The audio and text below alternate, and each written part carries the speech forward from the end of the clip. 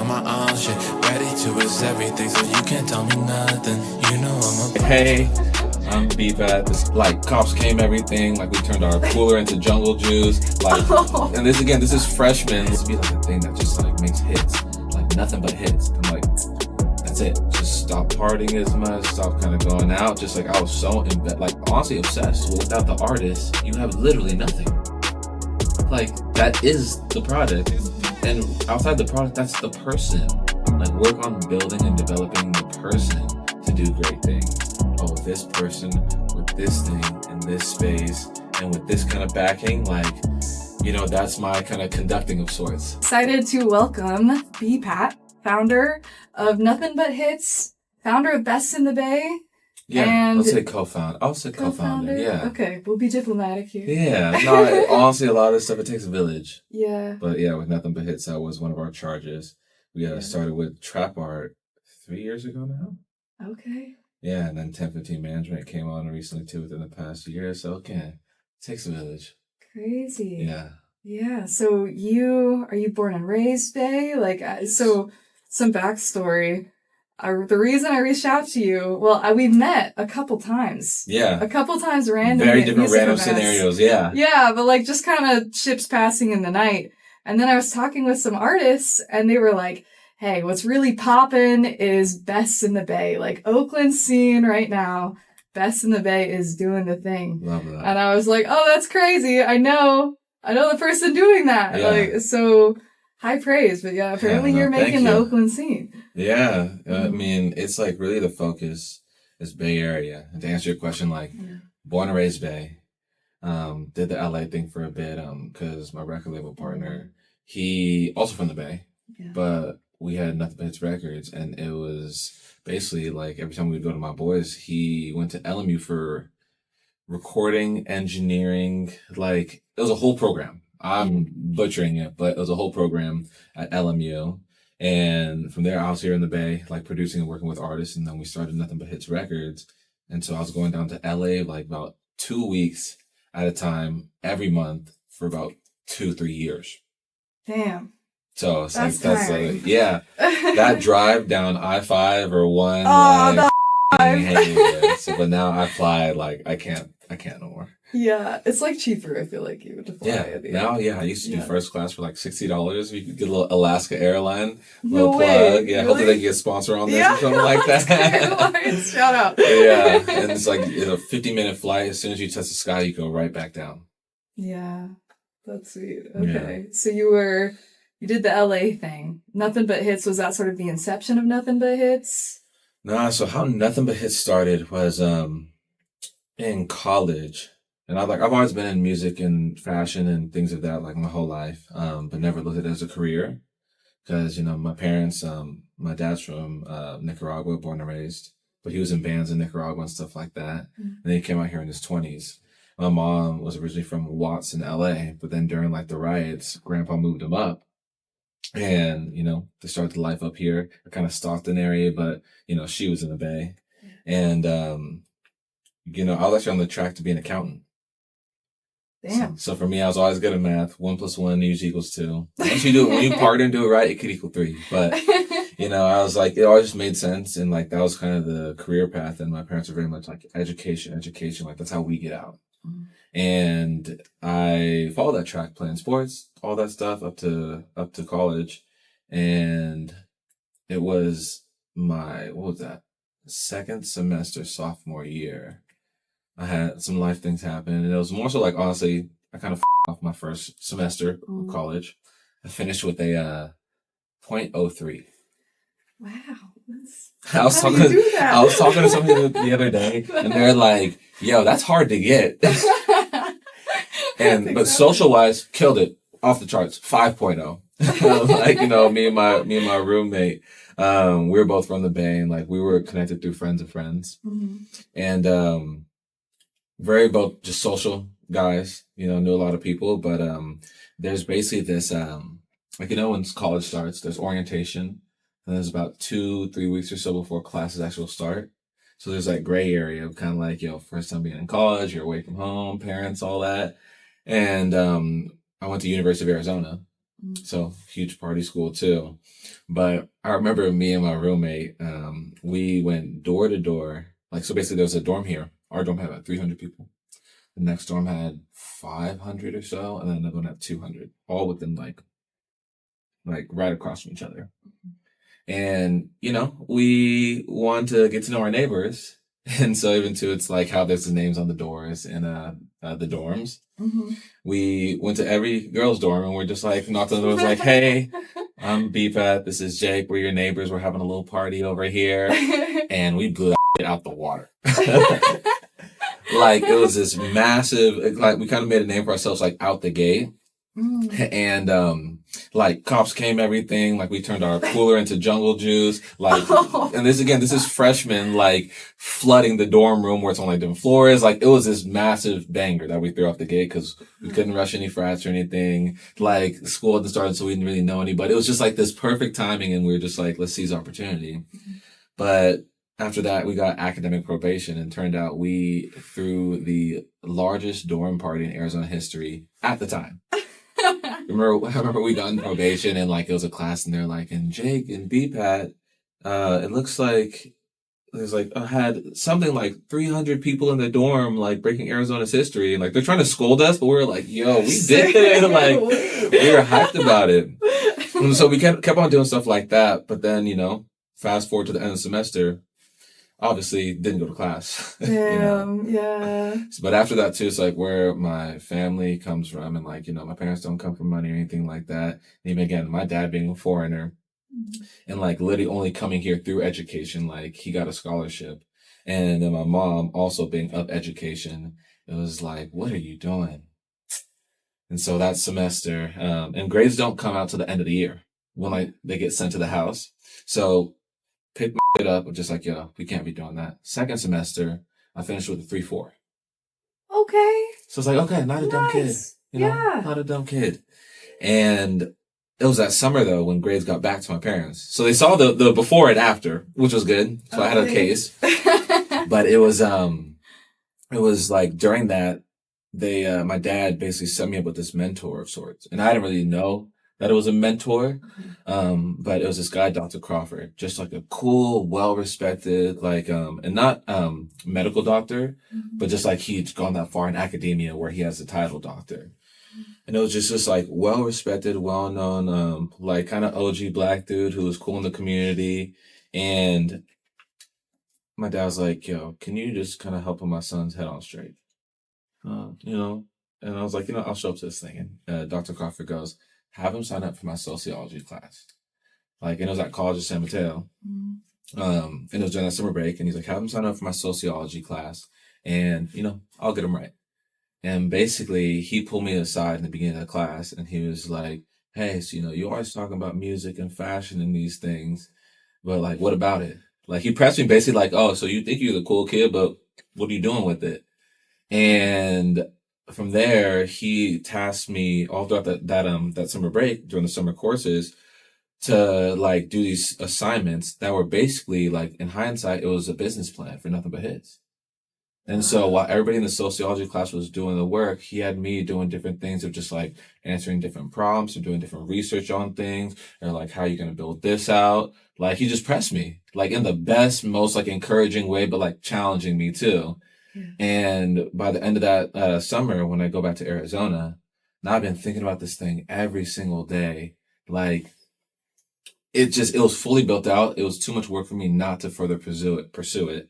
And I'm somebody like, once I commit to something, I'm going 120%. That's just what it is. That's baseline. And, yeah, so I'm back in school, and now sophomore year is when you start actually going through the accounting program. Like, whatever your core major is, like, you start actually doing a little bit more of that work. And I remember with, what was it? Not tuition money, because I didn't have a scholarship or anything with financial aid. With financial aid, I was like, you know what? I want to secure this thing. Bought the LLC with financial aid, bought the website and domains, like kind of just like the business side of like, oh, like, let's make this our thing. Hit up 6 of my best friends that I've known since like high school, middle school, and like, yo, let's do this thing. Wow. And like, even the name Nothin But Hits, it was so funny. It was like, I remember that summer too, I was on my way, I'm driving down to pick up my mom from work. And like, I was just thinking more about what Dr. Crawford had been saying, all that. And I was just like, man, like, yo, it needs to be like a thing that just like makes hits, like nothing but hits. I'm like, that's it. Oh, It just stuck. It that's just cool. kind of out the gate. I didn't have like these long brainstorming sessions. It just hit. And after that, I hit up the friends and they were just like, yeah, like, of course. Like, and these were all people into music and fashion and all that. And that's like really the birth of Nothing But Hits, like kind of how that built up. Wow. Yeah. That's Yeah. a story. Yeah. And it was like, so even that, so now like I'm constantly thinking about it. I'm working on it in Arizona. Now I'm buying the website, how to build out the website. Okay, just researching just every single aspect because I've no entrepreneurs in my family, no entertainers that like I know of at least are connected to. And so it's just kind of like a blank slate, just like, all right, let's it out. Damn. And I like cold turkey, like just stopped partying as much, stopped kind of going out. Just like I was so like honestly obsessed with this like vision of like having this thing that where it's like a media company that promotes artists, like up and coming artists, and like kind of explain the different sides of Nothing But Hits is like with media companies, like from the Complex, Vogue, Rolling Stones, whatever you want to call it, even news, like that's all media. A lot of the times they report what happens, but where we review what happens and make sure it's worth somebody's time to check out. Like we want it to be a hit, not just like, oh, this thing dropped. Let us know what you think. Like, no, you need to know about this. So that was kind of our angle on it, where it's just like, again, hits. Like it became consistent throughout the different pillars. And even times with like, news stuff, it would be like, oh, Nelly and Jay-Z over here and this thing happened and like some big headline. And then it'll be like a month later. Oh, actually, they weren't even in that country. Never mind. And it's just like to not have the sensationalism of about just like really just like good stuff that you'd want to know about if you happen to care about music and up and coming artists. Oh, cool. That was kind of like the thing. And even when we say artists, it's not like, most people think music, which we do lean towards for sure. But, like anybody taking something from nothing to something at a high level, we consider artists. Like entrepreneurs and artists, engineer, a videographer, photographer, club owner, like all people like doing things with a creative lens, like that's an artist to us. Like even a bodybuilder technically is an artist. Like they are sculpting their body in a certain way. Yeah. So that's kind of what we wanted to do for the media side. The clothing side, it was kind of our way of going against the current norm of like mass production. It's just like clothing is one of the most wasteful industries. And I think it goes like gas and oil, then agriculture, and then fashion. All these other industries are innovating and trying to do better. So I think, I don't really know deep much about that, but it seems like it. But fashion is the only one that's getting worse. Like with all these massive brands and kind of like the buy today, get it in an hour, like it's just overconsumption and it's almost like making it less valued. And so we're like, man, we should make like a clothing company. One, it has to look cool, be good quality, all like that's a baseline. Like look good, feel good, wash good, wear good, all that. But the other side of it too is like, well, let's actually make it for something. And kind of a motto that we have is leave nothing behind. And so even like the nothing too, like how we use that a lot, but like the full thing is like leave nothing behind for those that come after you. Oh, that's awesome. So kind of like, if you go to a family party or a reunion or whatever it is, like you're going to get food on your plate, but with consideration that other people still need to get food too. And there's plenty there. So it's just like get as much as you think you want and then finish it. And you could always come back. Yeah. So we produce clothing in the same way. We actually have zero inventory. We do everything on a made-to-order basis. Again, making sure like it look good, you feel good in it, the materials are good, the cuts feel nice, just everything. And then we'll put it up for pre-order. And just like a fine restaurant, like we're not gonna make it till you order it. And then after the collection is done, we kind of cut off orders and we send it out.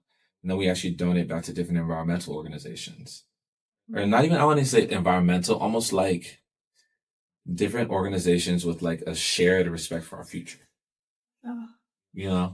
Cool. So that's kind of where that came from with the clothing. So we're like, not it's only going to look good and all stuff, but like, no, it's actually about something. Like instead of just it being like this garment, no, this is like a badge of honor shit that we wear if you like this stuff. So that was kind of our vibe with that. And then the final side being the record label and production house. Yeah. And that was like where we're directly working with artists, again, of all types, brands, businesses, people just making cool shit. Yeah. And like being able to work with them to build this stuff. So whether you need to produce an album, or you need a music video, or you need a photo shoot, or you're building out a brand guide and creative direction, like all things actually working on it, that's the production house. And so between the media company, the fashion, and then the record label, that's our ecosystem and Nothing But Hits. Wow. Yeah. So that's like a the lot. whole thing of, yeah. And so we just turned 10 this year. Damn. Congrats. Yeah. Whoa. Thank you. Wow. That's so much to manage. It's a How lot. is that? How do you manage it? I guess I imagine you mentioned it takes a village. Really, like so tried and true on that age old adage of like, if you want to go fast, go alone. If you want to go far, go together. We lean on that like a lot. And even like you could almost see Nothing But Hits as a collective of independent contractors. Wow. So it's like we have our main parent company, Nothing But Hits, but there's 3 different pillars. But really, like, we have friends that are just savants in all these different realms. Yeah. And so whatever someone's trying to do, like, we're a call or two away from getting it done at a high level. Wow. So that's why even too, if it's like, for Best in the Bay, we have friends that are coming in from working security door to the AV team working with the venue. Then we have like vocal coaches, producers that are able to pull on bands. And like all of us are artists first. It's not just like businessmen trying to do a thing. Like, no, we but now we're trying to help other people do it better. Wow. Yeah. So it's like, even with Best in the Bay, it's kind of curating folks upwards. That's literally, it's cultivating. That's literally our word. Like we consider ourselves like cultural connoisseurs of sorts, or like a cultural conductor. Cool. Yeah. And just like the curatorial part, like, even with the name Nothing But Hits, like it's called Nothing But Hits, not Nothing But Kind of Good. Like everything we do, we want to be just extremely intentional about it. Like it has to be win-wins for everybody. Like there's no kind of transactionalness about it. That's just not how we move, you know?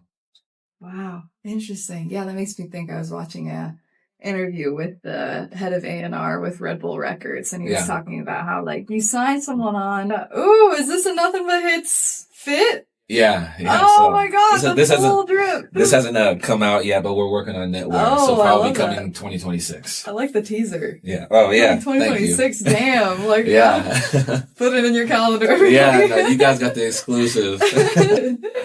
But I was listening to a podcast. It was the head of A&R at Red Bull Records, and he was talking about how you bring someone on because you see they have like that spark, but you choose them and you really buy into them. Like Red Bull Records only signs like 1 or 2 people a year, I believe. Yeah, and they invest in them, and it's not about bringing on the person who's already the full thing. It's about bringing the person that has that unique thing that you believe in. Oh, it sounds like y'all are in a similar position. Yeah, I mean that's so much of it. It's just like quality over quantity is huge with us. Yeah. It's like, if it doesn't align, if it doesn't just like energetically feel like there's some kind of just well-meaning relationship, we don't push it forward. And like all love to anybody doing their thing, but just like, we don't say yes to a lot of stuff. And so even with like, even as like a record label, and like I want to quote it because like we're not a traditional one, like against a production house, like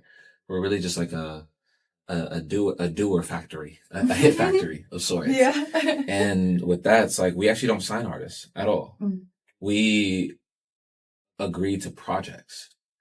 So we'll work on people and brands with a specific project, and like really deep diving into like, what is this North Star that we're actually trying to hit? Okay, what's the right cadence of it? Who are the right key players that we need to make this happen? Like timeline, like all that before we even start taking our first step. Yeah. And then once we like decide, this literally hits your goals and what you're trying to do in life, ours and what we're capable of as well. Then like, let's get to it. So that's kind of how we work on stuff. So even like we've been working with a lot of companies from like we just did something with the Climate Week. Cool. It's like we actually got contracted out to be head of operations for kind of the whole shebang. Wow. And just again, it takes a village. Like we're working with the team for that one, but we're able to pull a lot of our people in from the media team. We also work with different brands so that we kind of know how to frame stuff and for pulling speakers in. Also like creative direction for events and like just making sure like it has that kind of headline ready presence.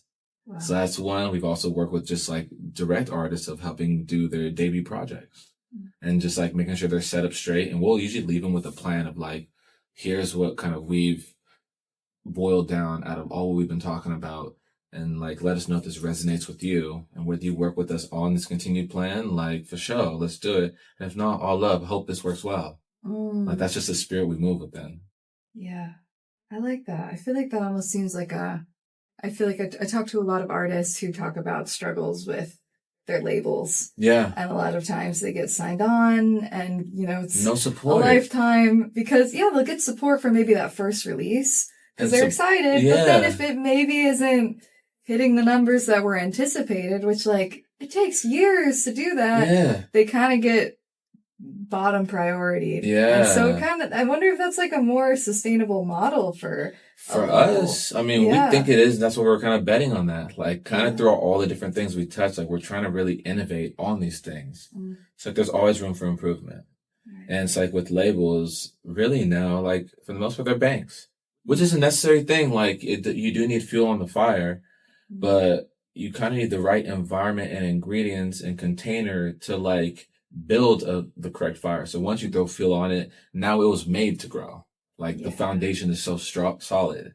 So it's like with us, we're like, you know what? We don't want to pigeonhole any artist, where a lot of labels will have those contracts too, where this is coming through us. You can only release it with us. We're like, no, you go work with more people. Like that only expands your network. And if we're working on you with this project and like we split a bunch of different things on it, then you doing good makes us do good as well. Like it really is a win-win on all sides. So it's just like, that's kind of, I don't know. It makes plain sense to us, but that's not how a lot of industries move. It's more so like, let's get what we can get and kind of, you know, take in. And then, you know, maybe if there's some left, we'll give it to the artist. Right. But it's like, without the artist, you have literally nothing. Like that is the product. And outside the product, that's the person.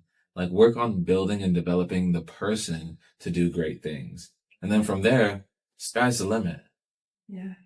That's crazy. Yeah. That's not a common, I think, way of moving in the industry, but for like some odd reason. Yeah. But, you know, it takes years for like, it takes years of investment to really see the payoff in most cases. So, yeah. So that's kind of how we want to move and just be, I don't know, the word is just like intentional, very thoughtful with the things we do, thorough, like, it's like, it just has to be a hit.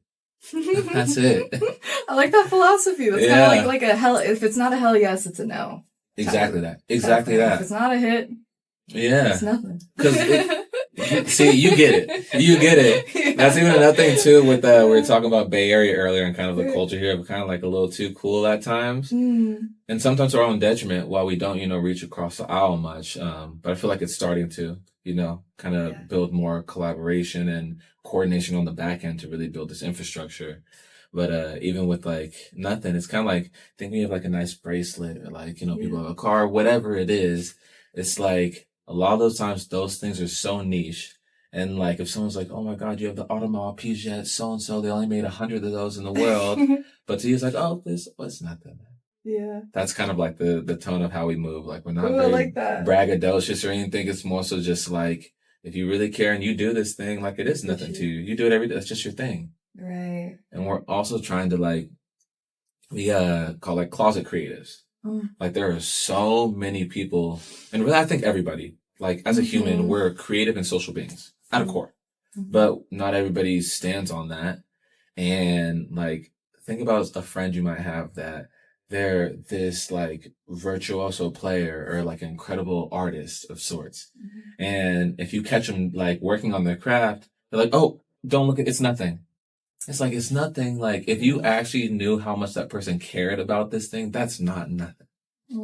So it's like, there's kind of two pronged to it, but that's like what the nothing really stands for us. Like do it like it's nothing, but also that nothing means something. Yeah. You know. Oh, that's beautiful. Yeah. I love that. As I was long a closet creative. Yeah. And so I appreciate that. That's also like pulling people out. Yeah, just like be more you. Yeah. Yeah. And now as a closet creative, I mean, you set this up, Right. like, you brought me in here, you doing the media side, like, Yeah. obviously not a closet creative anymore. Right. We're trying. No, doing. Yeah. But, so Nothin But Hits, got the 3 prongs, but then Best in the Bay, is that part of Nothin But Hits? A cousin? Think of that as a joint venture that Nothin But Hits is a part of. Cool. Yeah, so that was when Best in the Bay started, 3 years ago now, I want to say. Wow. Yeah, it's a trip. It goes so fast. And we still feel like, a baby as we're growing, Yeah. Right now we have a residency at Continental Club in Oakland. Awesome. And we work with a lot of other venues, like part of Best in the Bay. Like the real thing of it is, it started out with this thing with, Nothin But Hits and Trap Art. And like how Trap Art, they have this whole side of just like creative art fairs. Mm-hmm. So you'll see vendors of all sorts, artists from painters, fashion designers, they'll do fashion shows, all these things. And they've been doing it for, I think they're 12 now or so. Yeah, shout out Trap Art if you guys don't know. But yeah, I think they've been around plus 10 years. And with Nothin But Hits, they knew that we do a lot of stuff on the music front with artists. And so we came together and they're basically like, hey, we want to be able to build up this music side. And we're like, hey, we've been trying to do these bigger things to like basically make the Bay Area a rite of passage for artists coming up. Cause like so much of the time, like artists in the Bay, they bubble here, but they have to leave to go pop. Yeah.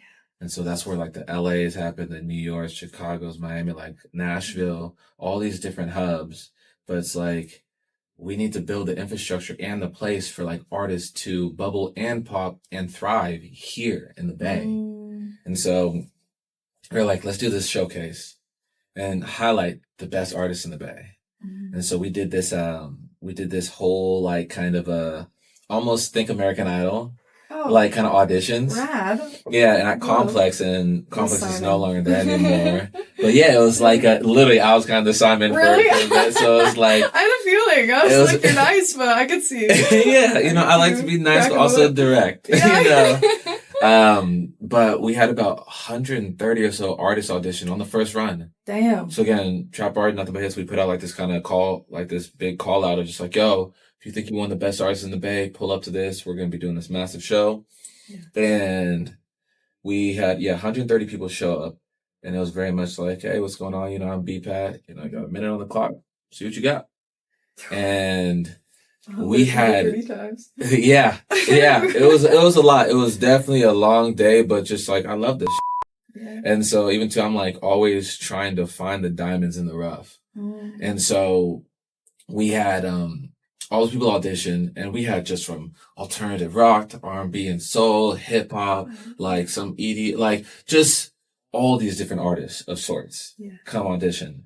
And then, so I was a co-owner, or partner at a studio in downtown Oakland, which, Red Heron Studios. Right. And so from there, I was like a big mission for me once I became part of Red Heron Studios and like helped it just like stand its legs up, was like, I want to make this a rite of passage for artists of the Bay to come through this. Like if you're an up and coming artist in the area or like even have pop, but you're still here, pull up. And so we talked with Trap Art and we're like, yo, let's like finish having different rounds of this at our studio. And so what we did was, again, point of Best in the Bay is to find the best in the Bay. And we want to be able to connect these artists to opportunities in the Bay. So whether like people from Giants or Warriors or different A&Rs that say Empire or producers looking for artists to work with, videographers, like all the right people that should be seeing this talent, but they don't got to search for it. Just come here. So we were doing invite only, and the studio holds about 60 people or so. I mean, if we're really squeezing it, we can get 70 in there, but it was really tightly packed, but it was all invite only. So the whole audience was like these hitters in the industry out here. Yeah. And so we had a judges panel. We have about 6 to 10 artists perform a night. Wow. And it was basically like the round. So out of the 130, then the next round, like whoever got called back, say maybe that was like 80 or so. And then it was like another round with now 60 to 50 or so. Like it kept on dwindling. And just like being selective of people that made it through. And so the way we had it set up was we had a judges panel in front. And again, this is a small studio. We had a judges panel in front of about 4 people. I was on the panel. And, you know, a few of my counterparts between, again, Trap Art, Nothin But Hits. But the audience was also like, there's also judges in the audience too. Because a lot of time, what we were testing for and like vetting for was not just talent. Like, talent is a beautiful thing, but that's just a baseline. Like, yes, you should be good at what you're standing on, that you do.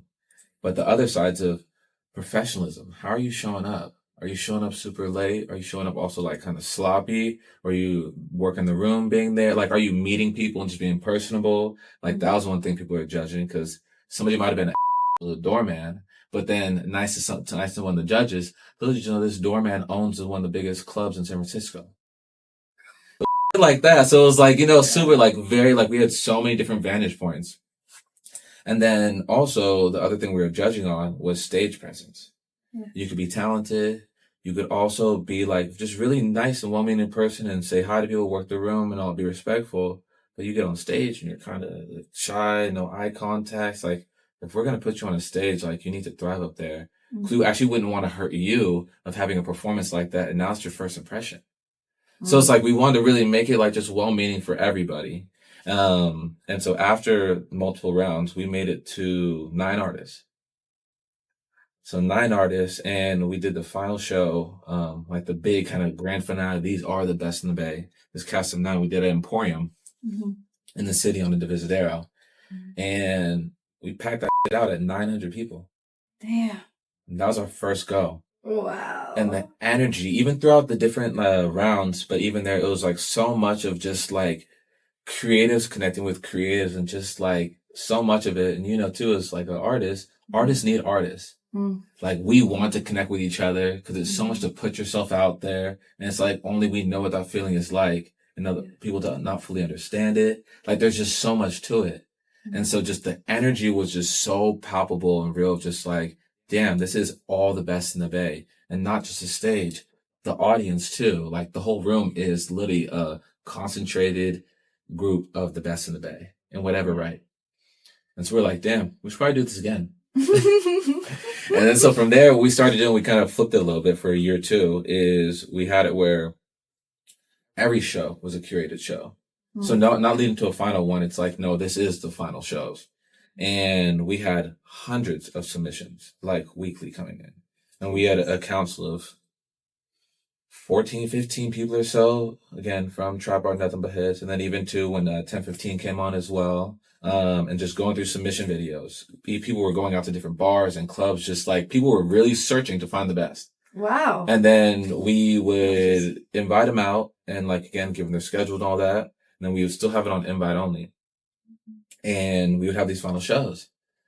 And just like the amount of opportunities that people had coming out of it, where this person got booked to go perform for one of the Giants openings. This person over here got booked by this club they've been trying to get into. That's one of their favorites. Like, we just saw people start coming together from all these places, or like businesses would hit us up. We just refer them, like, oh, talk to so-and-so. Do this. Again, we're not beholden to anybody. But it's like, no, like, if you want to talk to them directly, go. You don't need us for that. Wow. And, yeah, that was year 2 where just like it built up so great. And a part of it is like, okay, best in the Bay, this needs to travel, because it's like also highlighting the best venues in the Bay. Also, let's start incorporating some of the DJs that could play in the intermissions. Like, how do we highlight more of these people in the Bay doing some incredible things? And then so that was kind of around the time when I was exiting Red Heron, because Baby had been built. You know, I came in originally for just my brother, actually. My brother, right before pandemic, he was friends with the owner at the time, and the owner was living there. And he played music and all that stuff, and he came from a tech background, and he's from Baltimore. But yeah. And so yeah, like he had this just dope space. Like, it was just good bones. I saw a lot of potential there. And, you know, I came in, I was just like, after a while when I'm in a space, I don't like to step on toes, but just naturally my knee jerk, I start kind of tidying things up here. You know, what if we moved it over there? And like, oh, it'd be cool to do this. And just like, I just like to help improve things. And so after a while, you know, we ended up talking and just like, hey, you know, we've been talking about wanting to make this place a something. like really something in the community. And, you know, being born and raised from here, this place means a lot to me. So I'm like, you know, we should fully do it. But if we're going to do this and partner on it, like if I'm involved, my name's on it, we got to go 120%. Can't have this at all. Yeah. And we agreed, and we started renovations there. And we did about a year and a half, maybe almost 2 years of renovations, completely gutting it. Like walls were taken down, like redid the floors and everything. Owner guy must have been like, oh. Yeah, well, so the actual owner of the building, so he was leasing it out. Oh, gotcha. But like owner of this, you know, that's owner of the space. But the owner of the building was happy because like we're doing all these renovations to the spot, like raising the value of it. Right. So it's like replacing some of the ceiling tilings, repainting the walls that were like an off yellow to like a bright white, bathroom, kind of like just everything. And it was, actually, so the other owner, he was in a band, and his drummer's girlfriend was an architect, interior designer. Perfect. Yeah. Damn. And so again, it was like on a tight budget for this project, but you know, like the vision and the goal, I was like, you know, we need to make this a safe haven for artists too, where it's like, not people can just come record here, but also can do showcases here. Can also be able to just kick and have meetings and bring the right people by. Like it just needs to be good for all these things for it to really be like that, like it. And, you know, with her help of just like, she understand the vision and then just like she executed and knocked it out the park. And like, you know, we had like 4 or 5 a.m. nights staying in there, working on stuff. Like, it was just like a full community effort. It was just like, yo, let's make this baby, like 4 people to come in.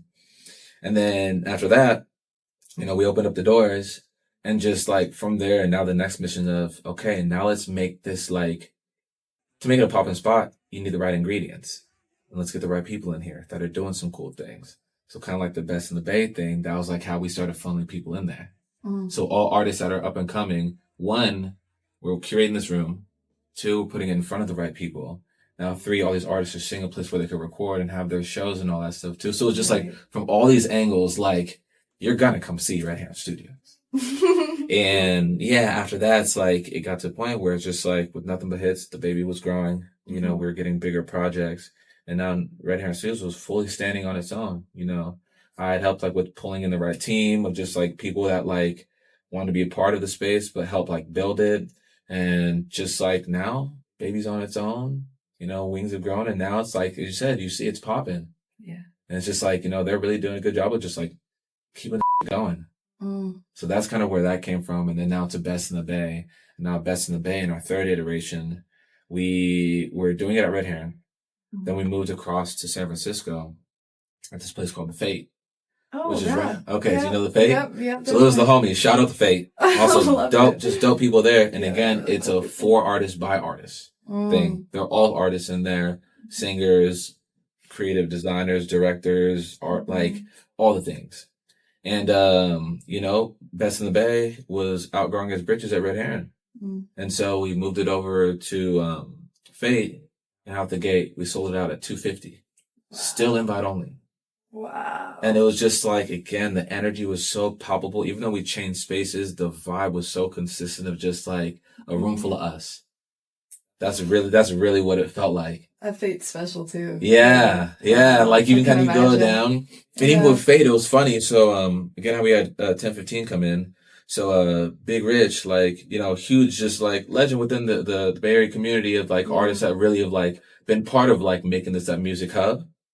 But, I remember he came up there and kind of spoke. So I always do intros in the front, just letting people know what this is really about. This isn't just a showcase. This is like to build the Bay Area cultural ecosystem.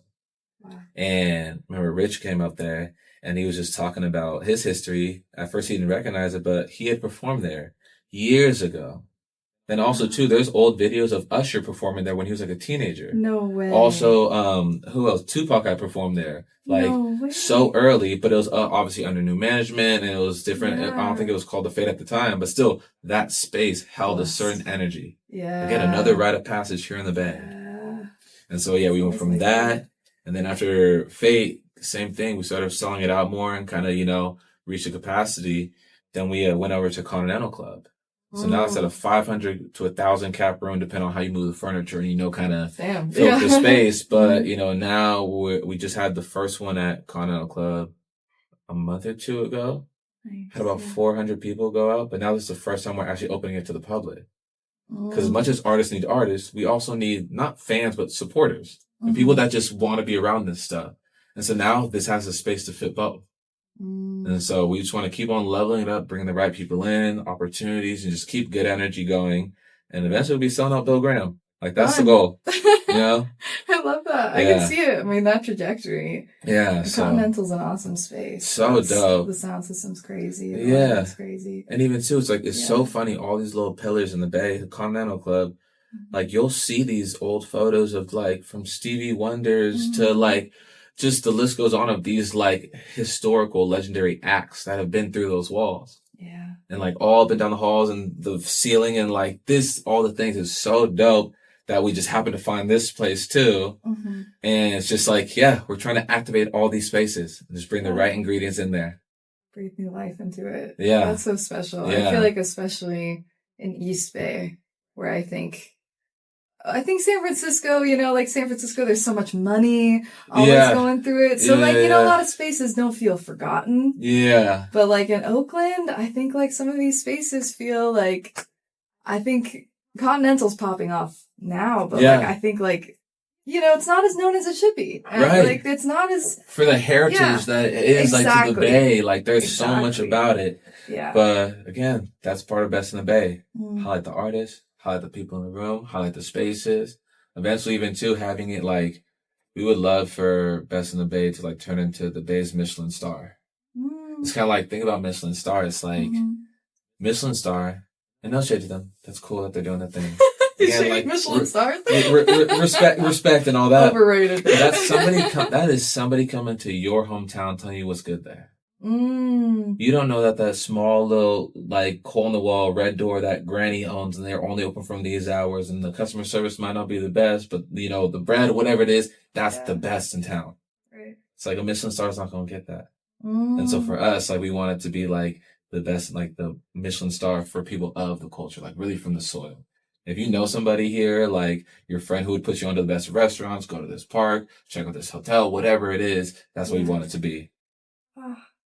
That's super special. I'm curious about you personally. Like you mentioned that you make music. Are you still, or are you on the back end now?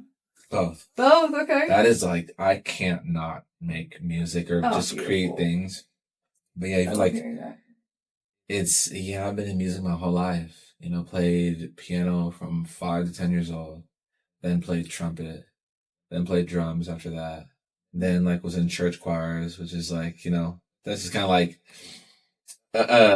very much like this Black culture. Like you gonna come to church and you gonna be in that choir. Like to my grandma, from Baptist churches to my mom, kind of passing that along too. And so I was in church choirs, but I never looked at it as a career, ever. Because again, my family don't come from that. That's not like an example or like, oh, this is how you could do that. But I just had like this gnawing like itch to like, I want to be able to make stuff.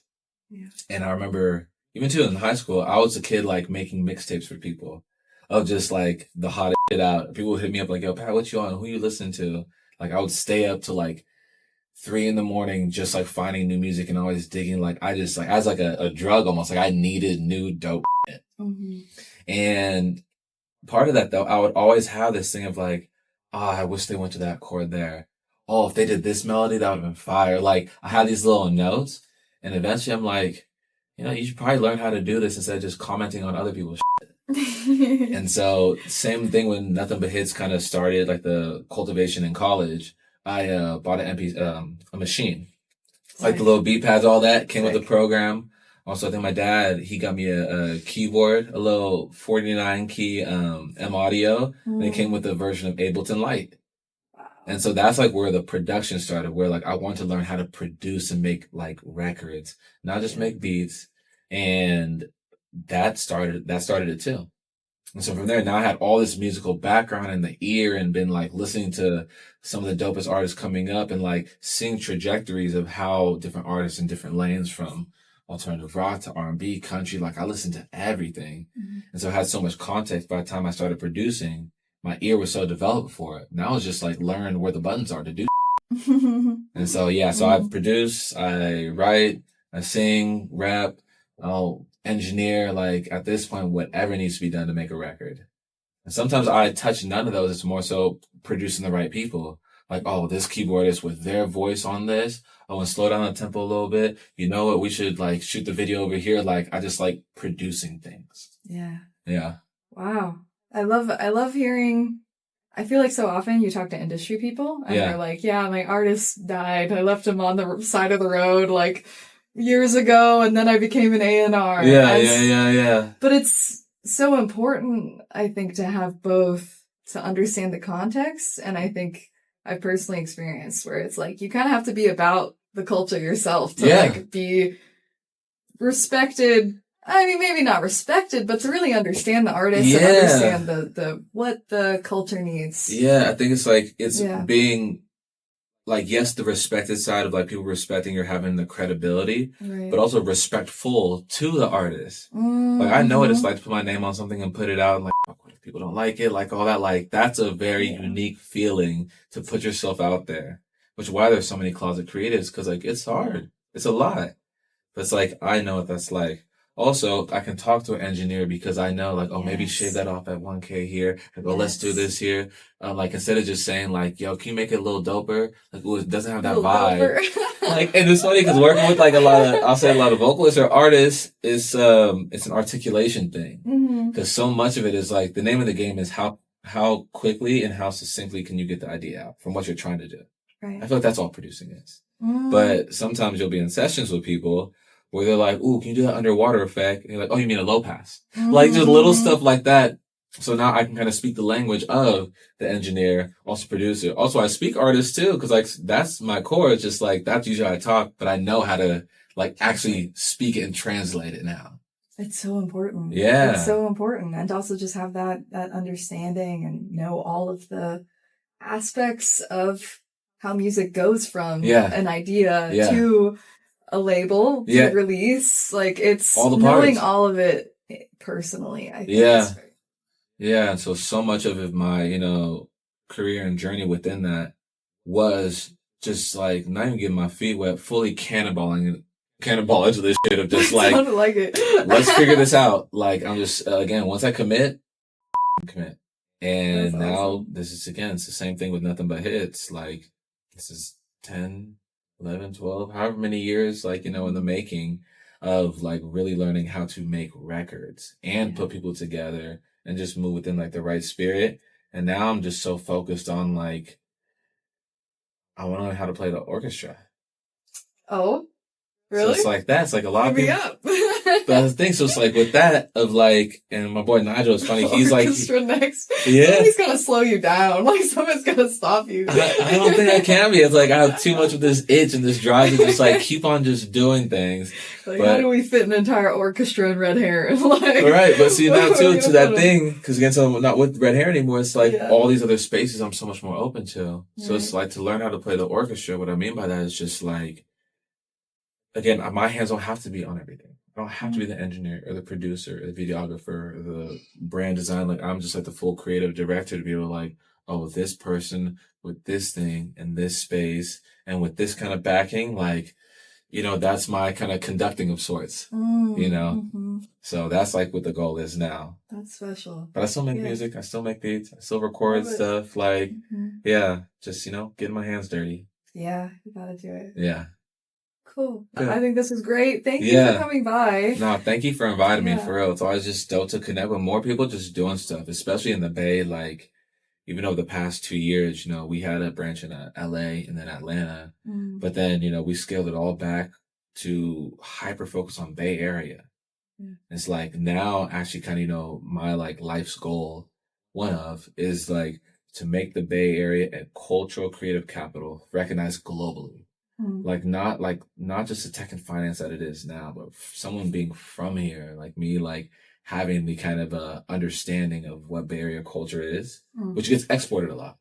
A lot of like the swag, even wording, like phrases, like are really Bay. That's so true. But it doesn't always get the recognition back. And so like now it's like, you know what?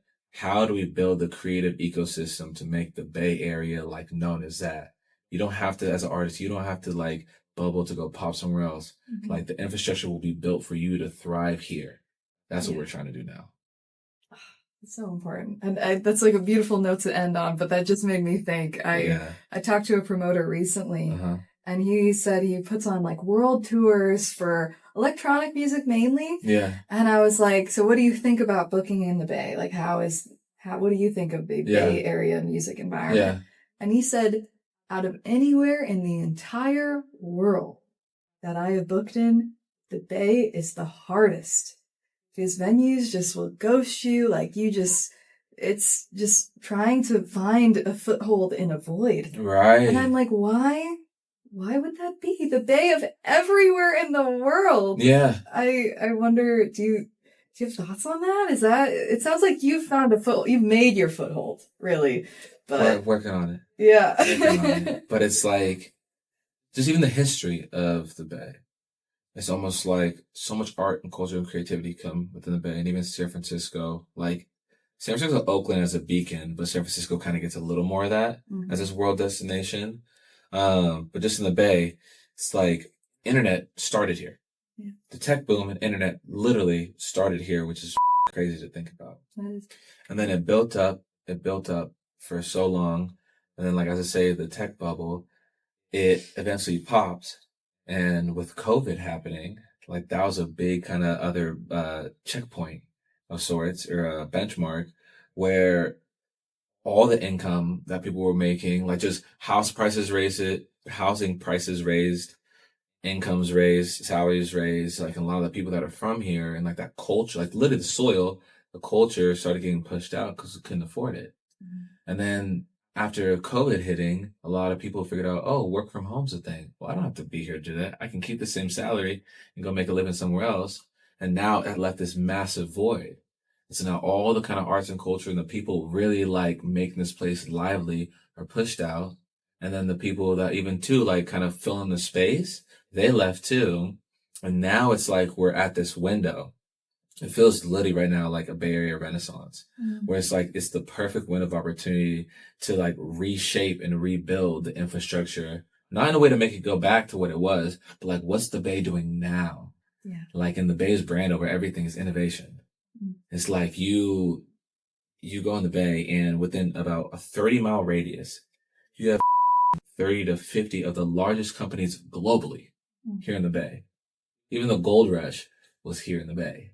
It's like something energetically, spiritually, creative, whatever you want to call it. Like the Bay has such this like just je ne sais quoi of sorts about it. Yeah. And it's just like for us to really capitalize on that and like help put that together, I think it's going to be so much of what I started with of like, you know, you got to go together if we want to go far. So that's why we're trying to really like build the infrastructure for creative capital here. Yeah. So I think that's kind of it. We just need to work together more. Yeah. So stuff like this, like it's just instead of like oh, you're doing something dope. Oh, you too. That's sick. I hope it goes well. And then like heads down on your own. Versus like, you know what? That will work perfect with this thing I'm working on. Also, I know somebody doing this thing too. You should go talk to them. Yeah. Like there needs to be more of that between government, like city government supporting this stuff, VC and tech and finance, that whole world. It's like, include them. Don't just like, oh, you guys are taking over. Like, no, include them. That's good that we have technology here. Even with AI, like that's here. Like let's utilize and kind of incorporate them so they're making informed decisions that help everybody. Exactly. And then the artists on the ground and the entrepreneurs, just the doers, now like them too being able to be in these rooms. And so kind of like bring that whole kind of gumbo pot of culture, innovation, creativity, tech, finance together to actually make this place thrive. And we shoot as like a beacon here in the Bay. What happens here usually gets like replicated globally. Yeah. So I think that's the solution. That's what we're trying to do. More of it. Beautiful. Well, I won't add any notes because that's just a beautiful place to end. So thank you so much for being here, B Patt. Yeah, no, thank you again, for real. Yeah, check out B Patt online. Check out Nothin But Hits. Yes, check out Best in the Bay. Anywhere else I should put folks to? Yeah, right now Anything coming nothingbutHits.com is down because we're currently rebranding. So you'll see some stuff like this, some new things coming out as like, we're reframing of just like this cultural conductor of sorts. But then yeah, you can follow me at the real B Patt, not the fake one. And yeah, come find me. I'm big on in person. Come pull up.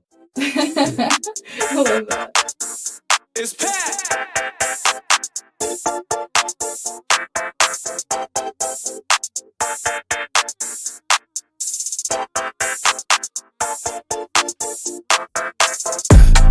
I might flex and go hard, yeah. I might shop and go yard, yeah. I just smashed my car, yeah. Hit the gas and go far. Do that backwards, hit it right there like damn, yeah. Throw it right back, girl, make you go clap like damn, yeah. I might flex and go hard, yeah. I might shop and go yard, yeah. I just smashed my car, yeah. Hit the gas and go far. Do that backwards, hit it right there like damn, yeah. Throw it right back, girl, make you go clap like damn. Getting these racks till Sunday. Ain't shit change on a Monday. Keep shit going on Tuesday. Just woke up in a two-bag. Getting these racks on Sunday. 21 racks had a fun day. Day shit going on Tuesday. Just made a song in a movie.